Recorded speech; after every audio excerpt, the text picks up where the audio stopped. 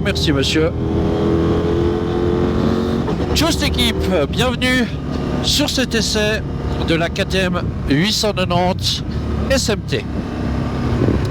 Alors pour cet essai, vu que le T de SMT signifie touring, j'ai décidé de vous emmener en balade dans un des coins que j'adore, qui est une magnifique région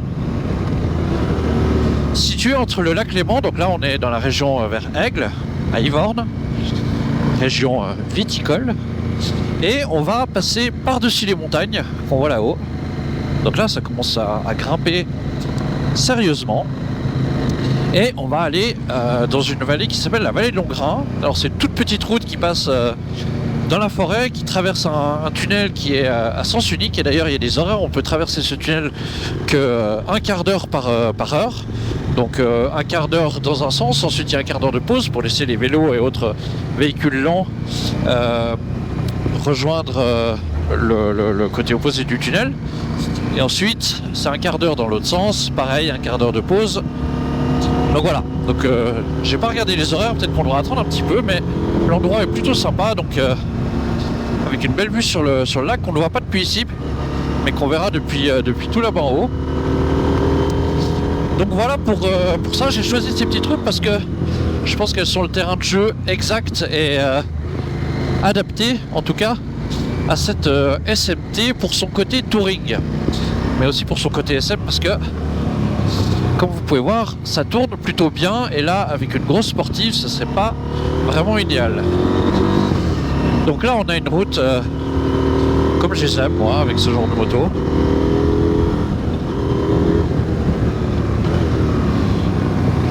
Il y a quasiment personne et puis ça tourne tout le temps. Donc cette SMT. Alors tout d'abord, pourquoi SMT? SMT c'est une appellation qui existait déjà chez KTM. Ça c'était entre 2009 et 2013 que KTM avait sorti la première SMT. Et en fait cette SMT c'était une des premières motos avec la SMR, qui était le modèle plus racing, plus course de KTM, qui reprenait le concept super moto, donc à savoir une moto de cross à laquelle on a enlevé les grandes roues et sur laquelle on a greffé des roues de 17 pouces, donc des roues de roadster ou de sportive, pour en faire quelque chose de plus adapté à la route, mais en conservant la maniabilité, la légèreté d'une moto de cross.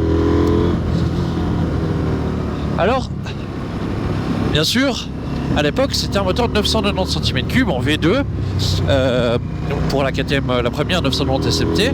Alors vous allez me dire, oui, mais c'est pas vraiment une moto de cross en 990. Et effectivement, ils avaient fait l'option de partir sur une super moto en bicylindre, forcément un peu plus lourde qu'une moto de cross. Ah, bah là ça tourne beaucoup. Hop, ça, voilà.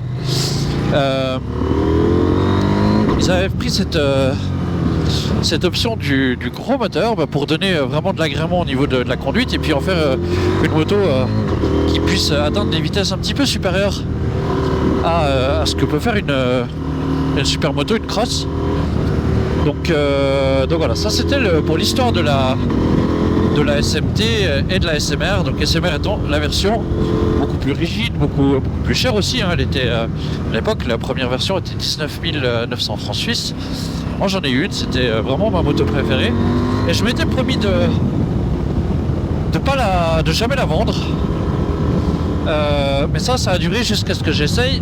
Et là 890 Duke R, et la 890 Duke R elle m'a complètement conquis, parce qu'il y avait le même niveau de débilité que sur la 990, mais en version moderne, avec un couple phénoménal et surtout une moto plus légère, et puis avec toutes les assistances et des modes moteurs et le mode track. Alors moi je l'enlève jamais, hein, ce mode track.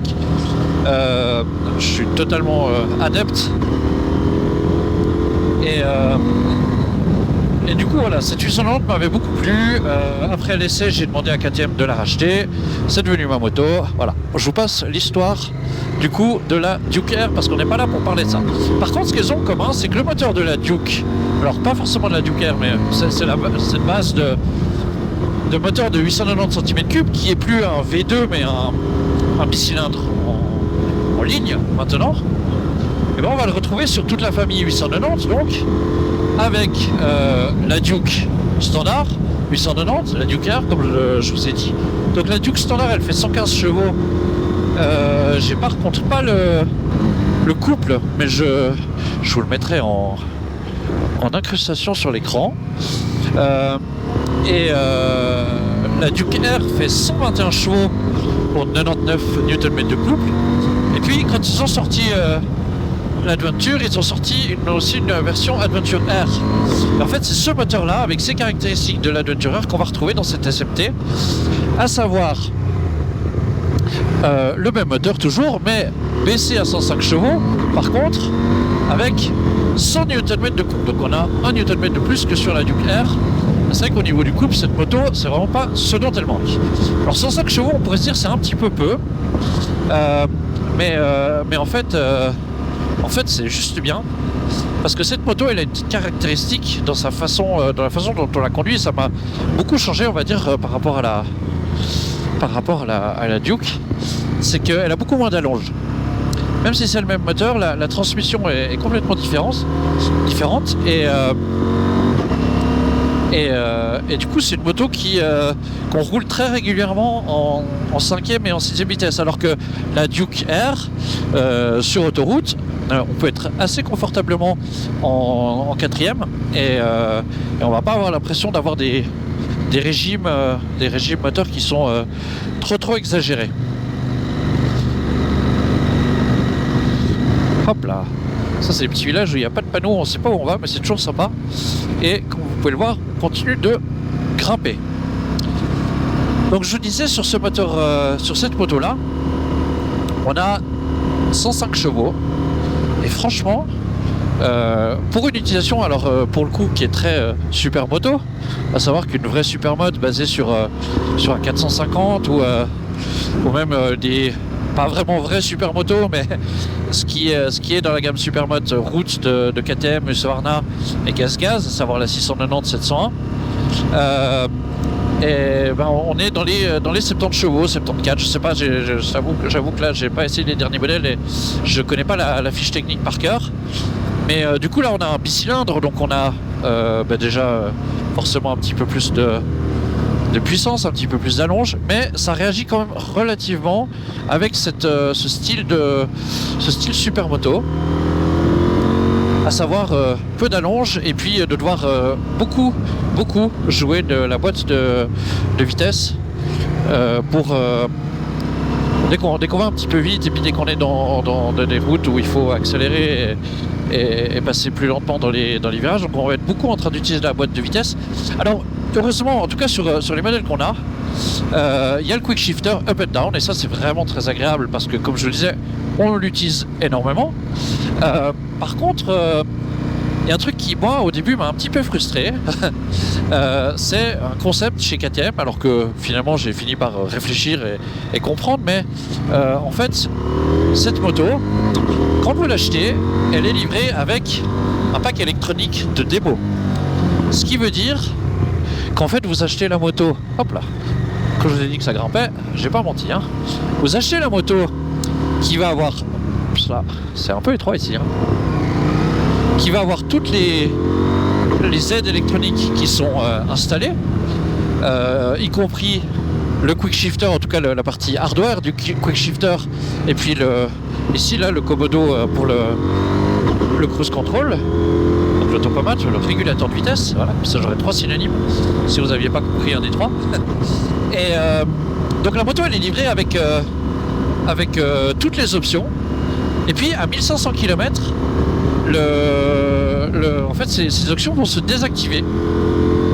Alors, je ne sais pas exactement si c'est au service que ça se fait, mais voilà, c'est à 1500 km, les options seront désactivées. Vous aurez passé la période d'essai des options et vous pourrez décider d'acheter. Alors ça coûte quand même relativement cher, hein, c'est à peu près, en francs suisses, c'est 1040 francs suisses de plus qu'il faut penser à, qu'il faut rajouter sur la facture pour pouvoir conserver ces options. Donc il y a le mode track avec toutes les options de réglage. On peut choisir la réponse de la poignée des gaz, on peut choisir quel point on a envie de laisser la moto glisser, et ça c'est le chiffre qu'on a là au milieu. Donc là je suis en mode track, hein, on voit rapport engagé à gauche en gros, et puis on a ce mode de slip, alors qu'on retrouve aussi, enfin que moi j'ai sur la Duke, et qui va se gérer avec le commodo gauche, et donc ça permet de décider à quel point on est d'accord de laisser ou non la moto, la roue arrière partir, glisser. Donc ça c'est vraiment une option qui vient de l'ADN Cross et Supermoto de KTM. Bonjour monsieur dame. Et du coup voilà, plus le chiffre est bas, plus on laisse la moto libre de glisser, plus le chiffre est haut, plus le traction control va faire son travail. C'est très bien qu'il s'arrête, hop, bonjour, et voilà. Ça on a le chemin un peu libre. Donc voilà, ça c'est ce qui est livré d'origine. Donc à 1500 km, bam, tout disparaît et vous avez le choix de décider d'acheter ces options en plus. Donc ça peut être un peu frustrant parce que du coup on y a goûté, mais je pense qu'il faut plutôt voir ça comme quand vous allez sur... vous voulez vous intéresser à un logiciel pour, je sais pas, je prends Photoshop ou n'importe quel autre logiciel, vous avez des périodes d'essai de 10, 30 jours ou des versions qui sont limitées où vous pouvez utiliser le logiciel mais vous pouvez pas enregistrer l'image ou ce que vous avez fait sans qu'il y ait une marque du nom que vous ne puissiez pas exporter en fait. Donc c'est un petit peu ça qu'il faut se dire, c'est que KTM, plutôt que de vous donner une moto qui n'a pas d'option et ensuite de vous forcer presque à les acheter si vous voulez les tester, bah là vous pouvez les tester. Et forcément pour KTM ça coûte moins cher d'avoir une moto où toutes les motos sont livrées et sont fabriquées exactement la même chose, à savoir avec les options, le hardware, donc le commodo qui est identique pour tout le monde. Ah bah voilà, on va rejoindre les potes. Je finirai de vous expliquer ça un petit peu plus tard. Bon voilà, on a laissé partir les potes, prendre un petit peu d'avance, parce que moi je voulais vous montrer cette petite vue plutôt sympathique. Donc maintenant on va rejoindre les motos. On en a deux, deux 890 SMT, une complètement d'origine, et puis une sur laquelle le garde-bois avant a été retiré. Loïc, tu peux dire bonjour. Voilà. Donc je vous expliquerai un petit peu les différences tout à l'heure, mais pour l'heure on va remonter sur ces motos et puis on va se diriger dans le tunnel pour rejoindre l'autre côté avec la vallée de Longrin. Allez, c'est parti.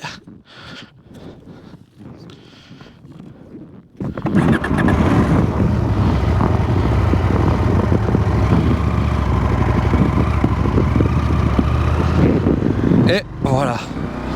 Alors ici généralement il y a pas mal de pierres qui tombent des falaises. Faut faire attention d'une fois à l'autre. Faut avoir des surprises.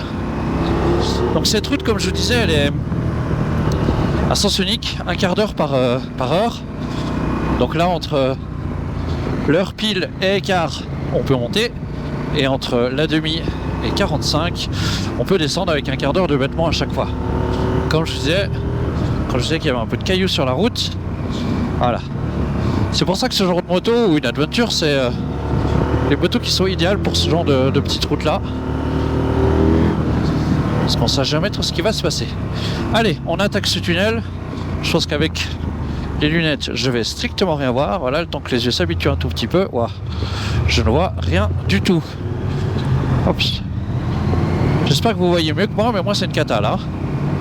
Hop, on va pas leur mettre les phares dans la tête.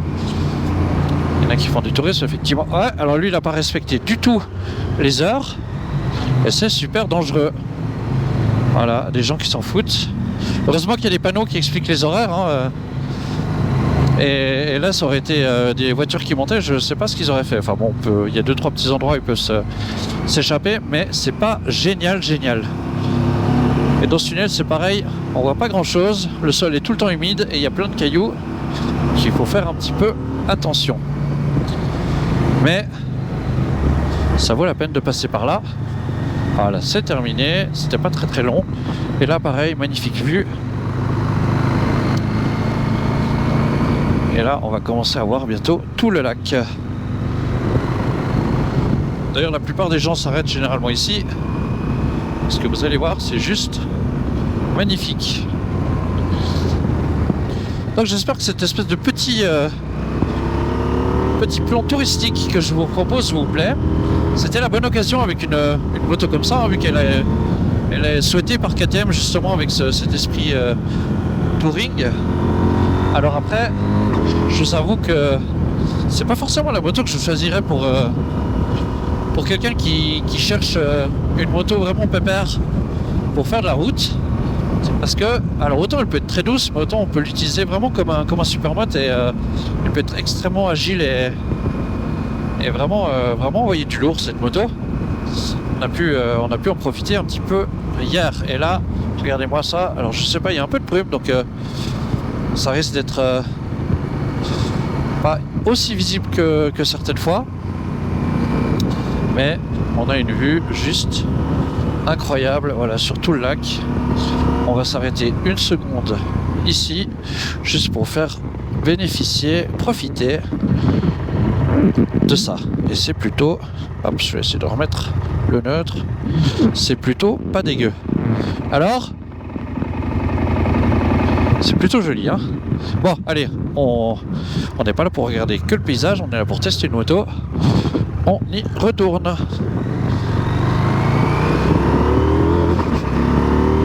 Donc là on arrive dans une région où je sais pas si ceux qui sont en ville connaissent ça, mais il y a ce genre de choses, donc il faut faire un peu gaffe.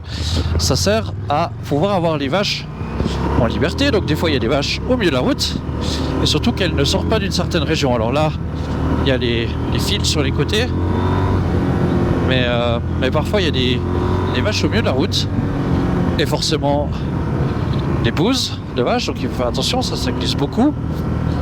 Mais ça, c'est les avantages et les inconvénients de la campagne.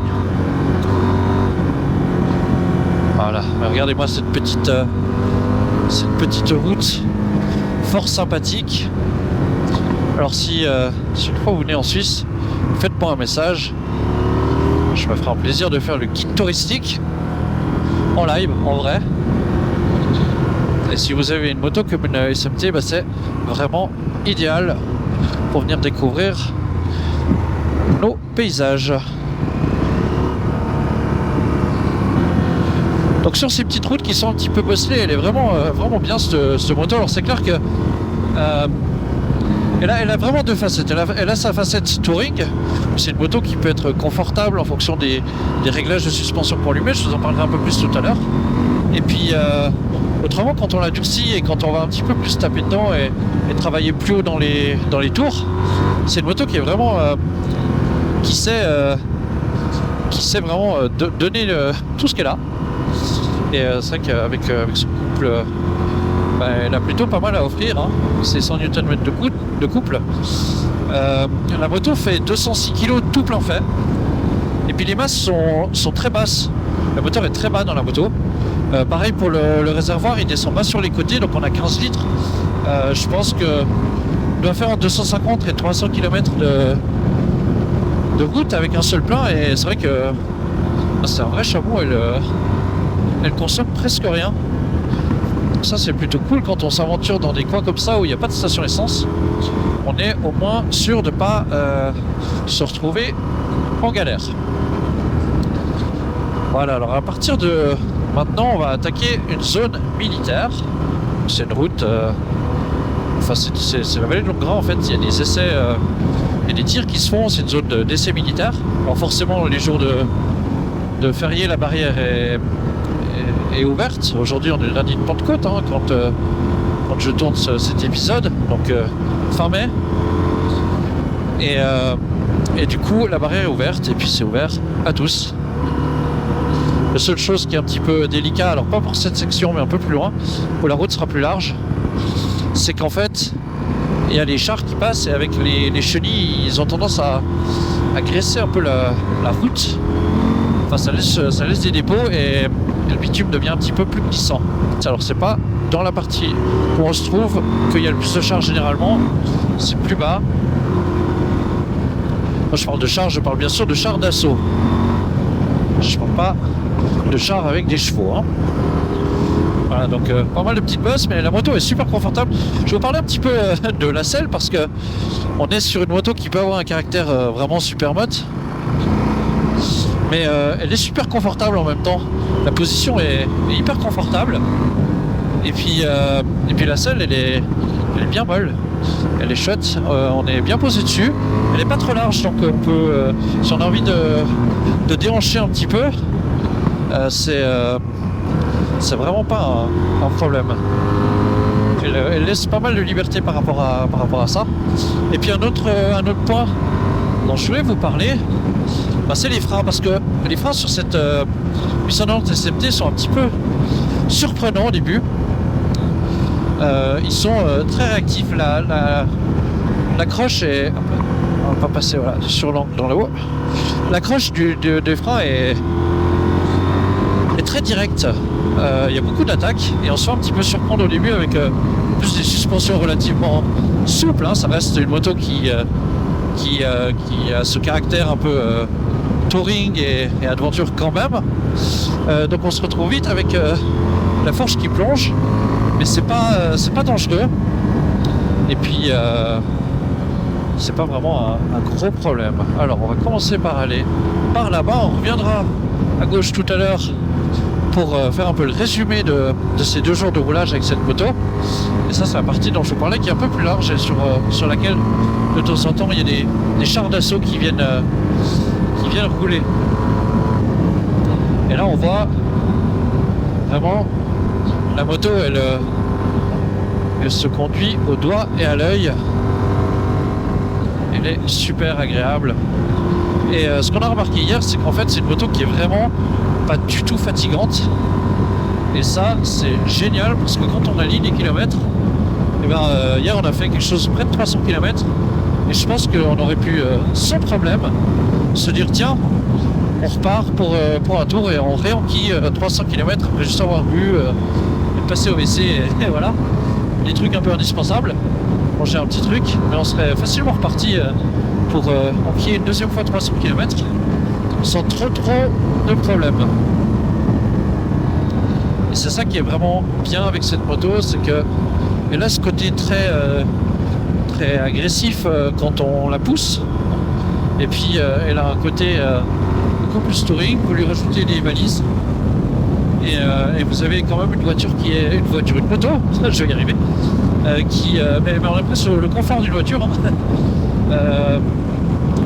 On a une moto qui est super confortable et qui permet de partir seul ou à deux, avec une selle arrière que c'est confortable, et puis des grandes poignées pour le passager. Donc ça c'est bien. Voilà, c'est une moto qui a vraiment ce double visage. À l'époque, il y avait 2 motos, il y avait la SMR et la SMT. La SMT était bon pour le touring. La SMR était beaucoup plus sport. Là, c'est un espèce de mix des deux. Alors, on ne sait pas s'il y aura une SMR qui va arriver. Très probablement pas avec cette motorisation de 890 cm3. Ça sera probablement sur la version suivante du moteur qui reviendra à 990 cm3, mais avec un bicylindre en ligne. Ah, les potes sont là. On va leur dire coucou et nous on continue. Donc je vous disais, ça arrivera certainement, enfin on l'espère en tout cas, une SMR peut-être un peu mieux équipée, avec par exemple des stylémas et puis 2-3, enfin des réglages de suspension peut-être un tout petit peu plus complet, sachant qu'ici on n'a pas de précharge réglable à l'avant, donc on a seulement la compression et la détente. Et puis à l'arrière on a une précharge, ce qui est bien parce qu'elle a une grosse molette pour faire le réglage. Donc on a une précharge et puis une détente, pas de compression. Donc c'est vrai que ça manque un petit peu de réglage, mais c'est exactement la même chose qu'on a sur la 890. Et bien réglé, ça fait quand même des miracles. Au niveau de l'ergonomie à bord, Alors vous voyez, on a une bulle qui est pas très haute, on n'est pas énormément protégé, hein. C'est pas une moto qui a une grande bulle et il n'y a pas d'option pour avoir une grande bulle sur cette moto. Alors on peut toujours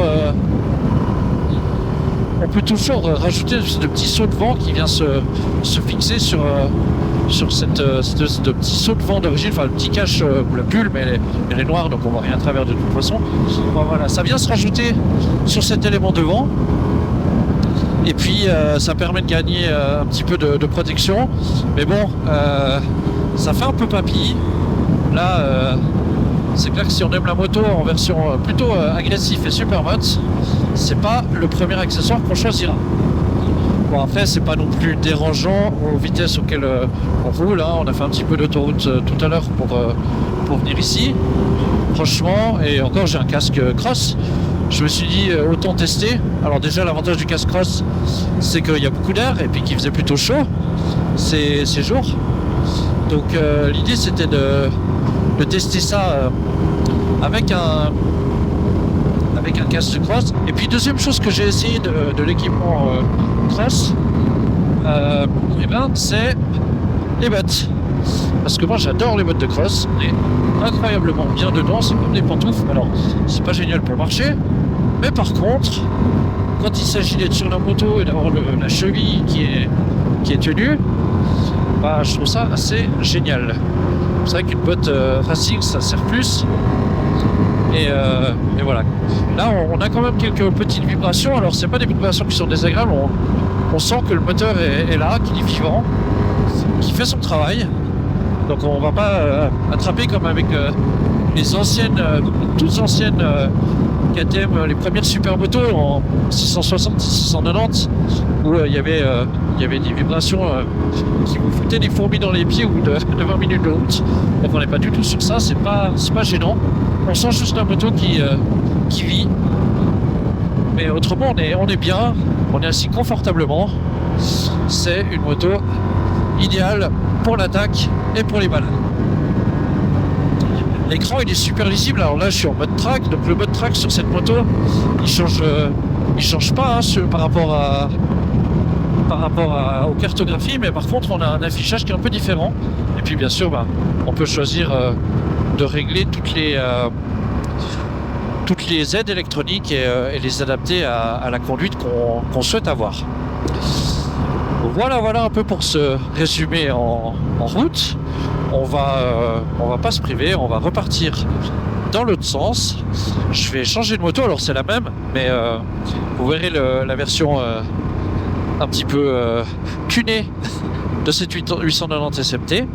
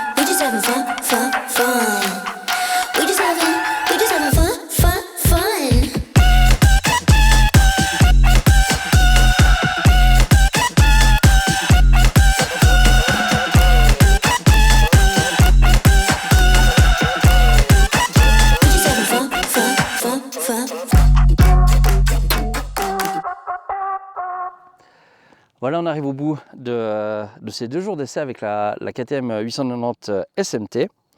Et franchement, j'ai pris énormément de plaisir avec cette moto. C'est assez rigolo parce que je m'attendais à quelque chose de beaucoup plus trail. Et en la voyant, parce qu'en fait elle est super large, elle est quand même relativement massive, elle a quand même beaucoup de l'ADN et de l'esthétique de la Adventure. Et puis en fait, non, c'est une moto qui, autant elle arrive à être très touring, et puis là elle mérite son T du coup. Puis autant c'est une moto qui, quand on va un peu taper dedans, elle est capable de donner beaucoup plus, et puis on retrouve le vrai côté un peu super moto justement que KTM a voulu lui donner. Et en tout cas c'est une moto qui est hyper fun, et puis je me dis au final voyager avec ça, ça peut être sympa, aller au travail avec ça, ça peut être super sympa aussi, parce que c'est une moto qui est ultra maniable, qui a un rayon de braquage qui est juste énorme. Et puis voilà quoi, le dimanche, quand on a envie d'aller faire des petits cols, il suffit juste d'enlever les bagages si on en a, de débrancher le cerveau et puis d'ouvrir la poignée. Mais c'est vrai que voilà, super convaincu par cette moto. Au niveau de la puissance, voilà, 105 chevaux, c'est un petit peu moins que la Duke R, que la Duke en général, hein. La Duke normale fait 115 chevaux, Duke R 121. La Adventure, je sais plus, la Adventure R fait exactement la même puissance et le même couple que celle-ci, hein. C'est la même cartographie moteur. Et en fait, ça suffit pour ce qu'on fait. C'est vraiment une moto qui s'utilise vraiment comme un supermoto. C'est-à-dire qu'il y a beaucoup de changements de vitesse.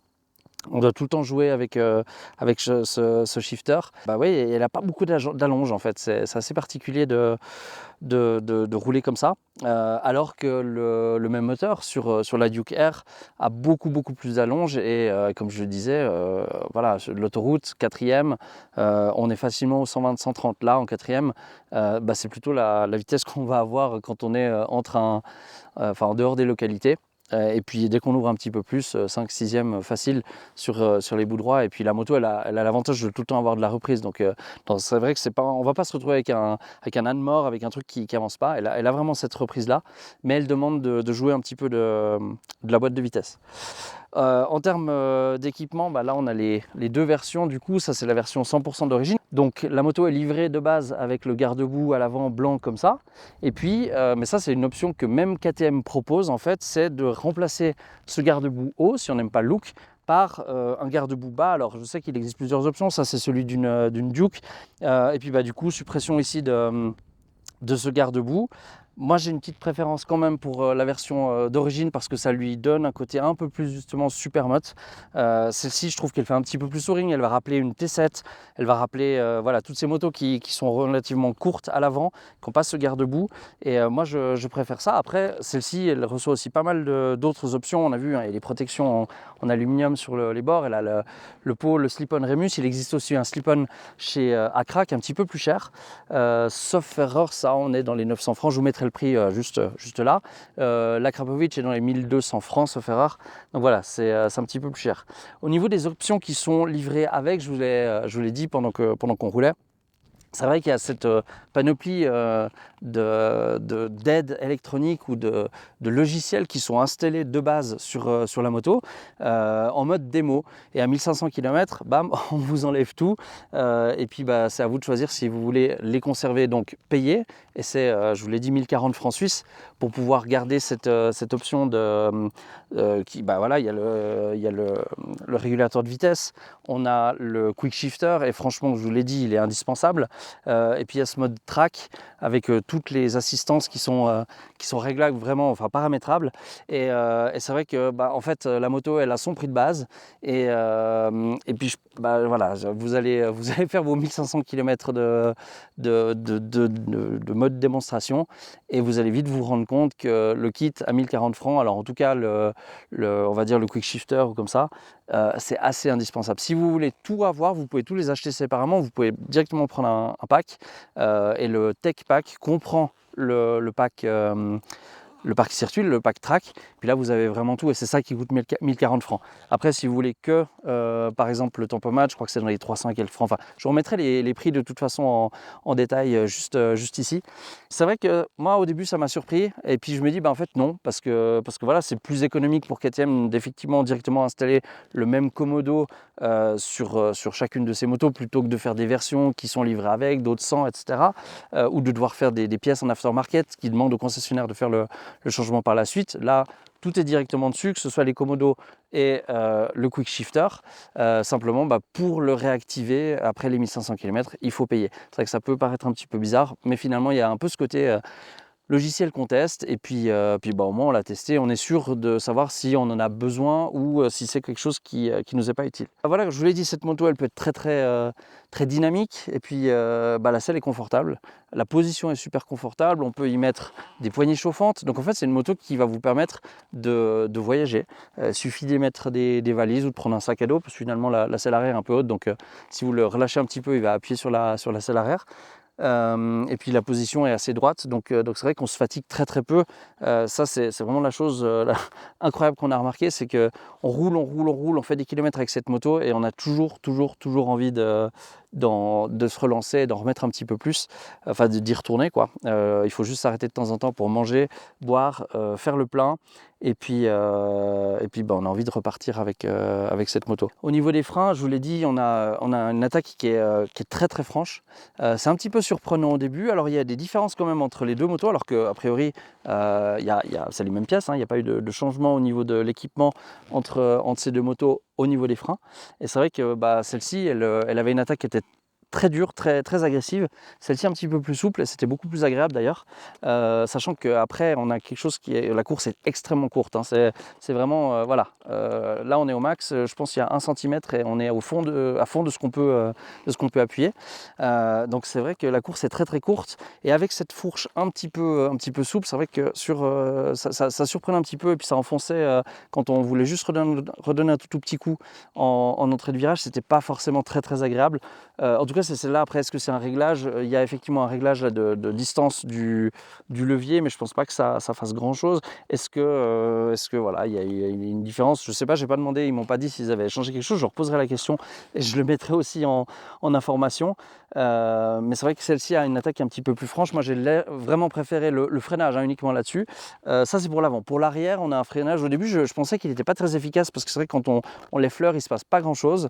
Mais en fait, dès qu'on appuie un peu plus dessus, il est très efficace, et ça permet vraiment de ralentir la moto efficacement, et puis de resserrer sa trajectoire si on s'est un petit peu trompé et qu'on a un virage qui sert. Mais de toute façon, je vous l'ai dit, cette moto, il suffit d'appuyer un tout petit peu, et puis elle change de cap comme si de rien n'était, et on a pris des angles avec ces motos voilà, qu'on hésite à prendre avec d'autres motos, alors qu'elle est très haute quand même. Enfin, on a une position qui est haute, donc c'est vrai que quand on penche, c'est plus impressionnant que quand on est sur une sportive et où on est déjà un peu plus près du sol à la base.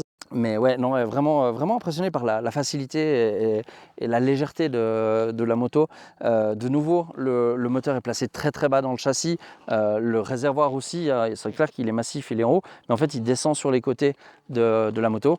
Et du coup, on a quelque chose qui est très équilibré en termes de masse. Et la moto, on ne sent pas les masses quand on passe d'un côté à l'autre. Il y a vraiment pas de poids à déplacer. Tout le poids est en bas, donc c'est vrai que ça la rend beaucoup plus facile à tourner. Au niveau du tableau de bord, on va retrouver plusieurs choses. Là, on les a beaucoup roulés avec le mode track. Mais en fait, ce mode track, contrairement à la Duke Air, par exemple, que j'ai, ça change complètement. Parce que la Duke Air, on a une cartographie qui va être différente. Là, c'est pas le cas. Là, c'est vraiment les réglages qui vont être différents. On a un écran qui est différent. Et puis, pareil, ça fait partie de ces options logicielles qu'on a au début, qu'on a pour les 1500 premiers kilomètres, sauf si bien sûr quand vous l'achetez vous le prenez direct. Moi je vous le recommande quand même, parce que c'est vrai que c'est super agréable. Le régulateur de vitesse, c'est une option, c'est un confort qui est indéniable. Dès qu'on va faire un petit peu d'autoroute, dès qu'on veut relâcher une main ou l'autre, enfin la gauche c'est pas trop un problème, mais on a toujours le problème quand on n'a pas de régulateur, de ne pas pouvoir lâcher la poignée à droite. C'est vrai qu'à l'époque je me suis toujours dit non, mais un régulateur de vitesse sur une moto c'est ridicule. C'est un petit peu comme le radar de distance qu'on a sur la 1290 par exemple, la grande sœur, mais en adventure. C'est des options, une fois qu'on les a, c'est un confort qui est vraiment pas discutable. Et le fait de pouvoir mettre un régulateur de vitesse et puis pouvoir se caler à 120, 125 sur l'autoroute, ça permet vraiment de regarder autre chose, de ne pas être avec des crampes dans la main. Donc voilà, ça c'est top. Enfin, regarder autre chose, c'est pas parce que la moto avance toute seule qu'il ne faut pas regarder. Pareil quand on a le radar. Alors le radar est un petit peu plus permissif de ce côté-là, mais c'est vrai que là, par contre, s'il y a une voiture qui s'arrête devant, elle va foncer dedans. Donc ça, il faut éviter. Il n'y a pas de radar, il n'y a pas d'option de radar sur ces modèles-là. Autrement, il y a des modes rain, il y a un mode street et il y a un mode sport. Et puis ce mode track, mais c'est vrai que les autres, il y a des cartographies qui sont un petit peu différents. Le traction control intervient aussi différemment entre les modes. Puis ce mode track où on peut vraiment tout régler, dire si on veut une réponse à la poignée de gaz qui est celle du mode sport ou une réponse qui correspond à celle du mode street ou rain en fonction de ce qu'on veut faire. Je crois que je vous ai un petit peu tout dit sur ces motos. Ah oui, un truc que j'ai trouvé assez génial en fait, parce qu'on parlait de confort et de côté plus attaque. Les suspensions sont réglables, donc on a compression, détente à l'avant de la moto, on a la précharge et la détente à l'arrière. Il n'y a pas de précharge à l'avant réglable, il n'y a pas de compression réglable à l'arrière. Par contre, c'est assez facile parce que juste sous la selle, KTM nous a collé un petit autocollant avec les réglages. Normalement, vous trouvez ça dans le manuel d'utilisation. Et en fait, là, vous soulevez la selle, vous savez le nombre de clics qu'il faut mettre depuis le plus serré, et puis ensuite on redessert. C'est toujours comme ça qu'on fait les réglages de suspension. Donc c'est marqué, voilà, 2 clics depuis le maximum, ou 5 clics en fonction de si vous voulez charge maximale ou si vous voulez sportif ou confort. Donc ça, c'est à vous de régler. Après, bien sûr, ça ne remplace pas un vrai réglage de suspension. Dans quel cas, je vous invite à noter le nombre de clics si vous faites ça une fois. Faire ça plutôt une fois. On aura bientôt un épisode sur le sujet sur la chaîne. Moi, j'ai fait faire ça sur ma Duke et ça change du tout au tout. Donc j'étais vraiment content de le faire. Mais c'est vrai que là, tout est accessible à l'utilisateur. Il ne faut pas faire n'importe quoi avec la suspension, mais on a ce petit guide qui est donc sous la selle et qui va quand même donner des bons indices pour commencer ces réglages et puis après affiner s'il le faut, noter sur votre téléphone portable les réglages qui vous sont adaptés en confort et en conduite sportive. Et puis voilà. Mais c'est vrai que c'est une bonne petite chose que KTM propose sous la selle simplement. Et on les en remercie pour ça.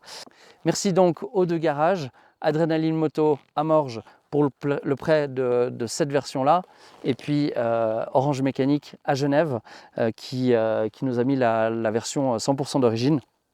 Merci énormément aux deux garages, c'était génial. On leur a poncé une bonne partie du rodage des motos et on va pouvoir les rendre avec un petit peu de tristesse. Je pense que j'en aurais bien gardé une en plus de la Duke, parce que y a le confort en plus, et puis pour faire des kilomètres, c'est une moto qui est chouette et elle est fun, elle est super fun. Je me suis vraiment hyper amusé. Well done KTM, c'est validé.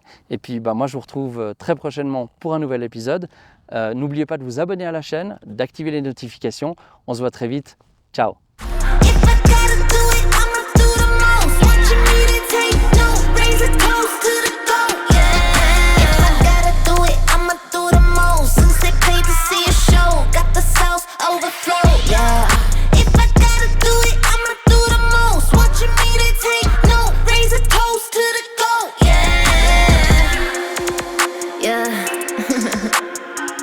Takes a lot to be the best.